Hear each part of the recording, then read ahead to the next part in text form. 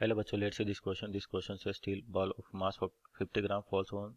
from the height 1.0 meter on the horizontal surface of a massive slab. Find the cumulative momentum that ball imparts to the slab after numerous bounces. If every impact decreases the velocity of ball neta 1.25 times, यानी कि जब भी आपके पास impact होता है तो velocity आपके पास 1.25 times कम हो जाती है। तो पहले तो की कॉन्सेप्ट लिखें यहाँ पर, की कॉन्सेप्ट। तो आपके पास है क्या, ये मोमेंटम, और तो कह सकते हैं change in momentum, change in momentum due to collision, due to collision.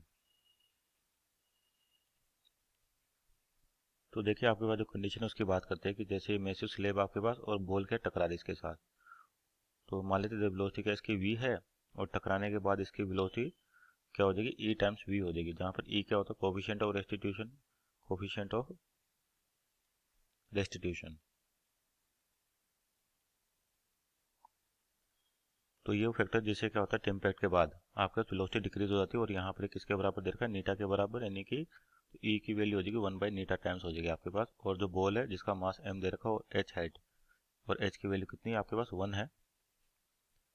तो यहाँ से गिरता है तो इस वेलोसिटी की जो वैल्यू आती है ये आती है √2gh जस्ट बिफोर इम्पैक्ट, यानी इम्पैक्ट से जस्ट पहले ये वेलोसिटी होगी आपके पास, और आफ्टर इम्पैक्ट, आफ्टर इम्पैक्ट आपकी जो वेलोसिटी डिक्रीज हो जाएगी, और इसको बोल देते हैं अपन v1 कहें, तो ये वैल्यू हो जाएगी e टाइम्स v हो जाती है आपके पास, यानी कि e टाइम्स √2gh।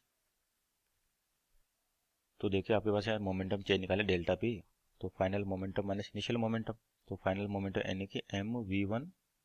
और जो आपके पास डायरेक्शन ये अपवर्ड पॉजिटिव है और डाउनवर्ड नेगेटिव होगी, तो माइनस माइनस क्या हो जाएगा, प्लस हो जाएगा आपके पास, तो एम वी, तो यहाँ से m कॉमन ले लें, और v1 की वैल्यू क्या e टाइम्स v है, और v तो ये कितना हो जाएगा m e, और एम वी कॉमन ले लेते हैं यहाँ से, तो एम वी बचेगा कितना 1 + e। तो ये मोमेंटम चेंज है फर्स्ट कोलिजन में आपके पास। अब देखिए जैसे बॉल अब क्या होगी, कुछ ऊपर जाएगी क्योंकि इसके पास इनिशियल वेलोसिटी है, तो ये कुछ हाइट पे जाएगी, वापस रुकेगी, फिर नीचे आएगी, तो फिर से वापस जब ये नीचे आएगी तो इसकी वेलोसिटी किसके बराबर रहेगी, v1, और इम्पैक्ट के जस्ट बाद इसकी वेलोसिटी कितनी हो जाएगी, v2, और वो फिर से कितना टाइम्स होगी, e टाइम्स v1 हो जाएगी। तो अगर फिर से मोमेंटम चेंज निकाले तो आपको एक एक्स्ट्रा फैक्टर दिखेगा, किसका, e का एक्स्ट्रा फैक्टर दिखेगा आपके पास। तो सेकेंड टाइम मोमेंटम जो चेंज होगा आपके पास, जैसे एक बार लिखे क्वेश्चन, जैसे यहाँ पर v1 है और यहाँ पे क्या हो जाएगी e टाइम्स v1, तो जो मोमेंटम चेंज फाइनल मोमेंटम क्या होगा, mass into velocity, that is m e v1, और माइनस माइनस फिर से प्लस हो जाएगा, तो m v1, तो यहाँ से सर कॉमन आ जाएगा, m v1 कॉमन आ गया, और ये बचा कितना 1 + e, और e1 v1 की जो वैल्यू थी वो क्या थी, e टाइम्स v थी आपके पास, तो ये हो जाएगा 1 + e, तो ये हो जाएगा मोमेंटम आपका m v e times 1 + e। तो ये सेकंड टाइम पे आपका जो मोमेंटम चेंज होगा बॉल का, उतना ही मोमेंटम क्या होगा आपके पास ट्रांसफर होगा। उसी तरह से नेक्स्ट की बात करें आपके पास मोमेंटम ट्रांसफर की, ये तो दूसरा हो गया। थर्ड की बात करें तो इसी इक्वेशन कंटिन्यूटी को देखते हुए कि आपके पास इक्वेशन क्या बनेगी, एम वी ये हो जाएगा वी ई स्क्वायर हो जाएगा 1 + e,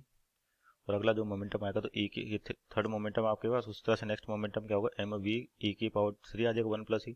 तो नेट मोमेंटम निकालें अपने पास कितने, मान लीजिए एन इम्पैक्ट हो रहे हैं, तो डेल्टा पी नेट निकाले अपन, तो सभी को ऐड कर दें यहाँ पर,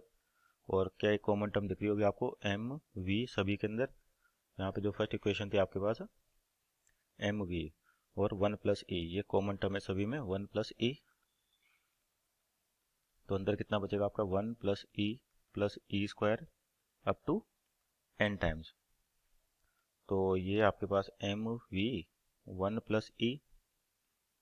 तो ये आपके पास इसका जनरल सोल्यूशन क्या बन गया आपके पास, ये हो गया आपके पास कौन सी इक्वेशन, कौन सी सीरीज बन जाएगी आपके पास, जीपी। तो इसका जो सोल्यूशन होता है e1 - e, तो अगर इनफाइनाइट तक है, एन का मतलब काफ़ी ज़्यादा टक्कर हो रही, तो अपन कह सकते हैं इसको इनफाइनाइट कह सकते हैं, तो इसका सोल्यूशन आएगा 1/1 - e। तो ये आपके पास क्या हो जाएगा, M V 1 + e upon 1 - e।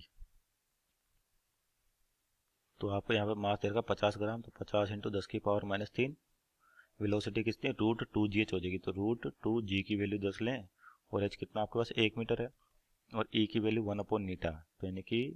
ये आपके पास क्या हो जाएगा 1+1/नीटा 1 - 1/नीटा, और इसकी वैल्यू दे रखी है आपको 1.25।